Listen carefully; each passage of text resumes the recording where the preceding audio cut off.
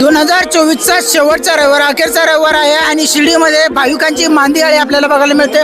नवीन वर्षानिमित्ताने भक्त जे आहेत ते शिर्डीत या ठिकाणी आलेले बघायला मिळतात. नाताळाच्या सुट्ट्या आणि नवीन वर्षाचं स्वागत असं एकूणच हे वातावरण आहे आणि भक्तांची जी गर्दी, जी अलोट गर्दी आपल्याला बघायला मिळते. मी ज्या ठिकाणी भाविक दर्शनानंतर बाहेर येतात त्या ठिकाणी मी आहे आणि आपण बघू शकतो मोठ्या प्रमाणात जे भाविक आहे ते या ठिकाणाहून बाहेर पडताना आपल्याला बघायला मिळते.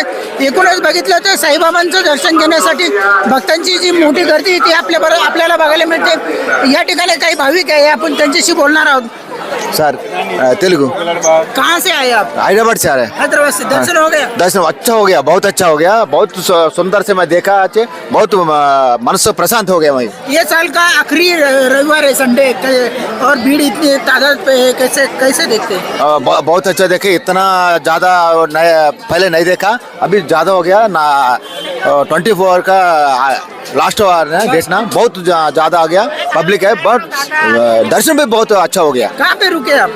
हाँ, मैं कहाँ पे रुके? देवस्थान का देवस्थान भक्त निवास में। रूम मिला आपको? हाँ, बहुत मिला। पहले मैं एडवांस बुकिंग करा 3 महीने के पहले। हाँ। आज दिन को मैं अच्छा बुकिंग करके आया।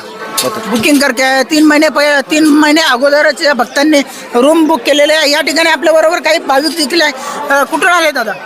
उरण मराठी. बरं, काय दर्शन कसं झालं? एकदम मस्त आहे.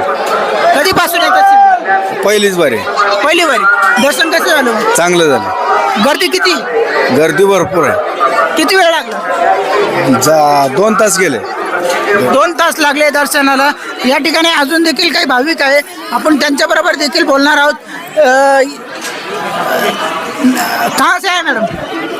बॉम्बे से. कहाँ से आहे मॅडम?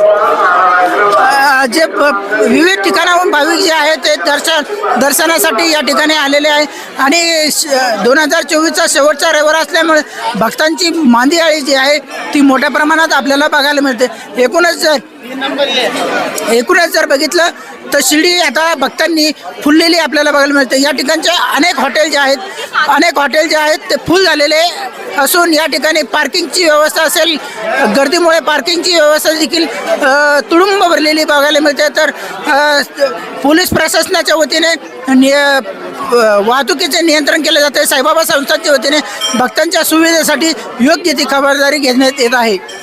आर के न्यूज मराठीसाठी राहुल कोळगे, अहिल्यानगर, शिर्डी.